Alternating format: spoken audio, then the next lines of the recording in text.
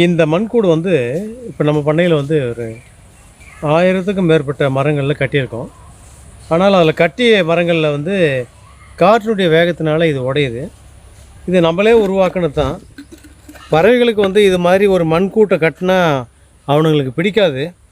இருந்தாலும் நம்ம ஒரு முயற்சி எடுத்தோம். இது வந்து மேல் பகுதியில் தண்ணி உள்ளே போகாமல் இருக்கிறதுக்கும், மழை காலங்களில் தண்ணீரை சேமித்து வைக்கிறதுக்கும், அடுத்தது பறவை உட்காந்து இங்கேருந்து புறப்படுறதுக்கு ஒரு வாயில் ஏற்படுத்தியிருக்கோம். இது வழியாக தண்ணி எதனா போயிடுச்சுன்னா இந்த ஓட்டை வழியாக தண்ணியை வெளியே எடுக்கிறதுக்கு நம்மளாக உருவாக்குனது இது. இதில் வந்து நம்ம வந்து நிறைய பறவைகள் இதில் வந்து தங்கியிருக்கு. இது மாதிரி நம்ம உருவாக்கியிருக்கோம். இது மாதிரி நிறைய கடைகளில் கூட விற்கிறாங்க.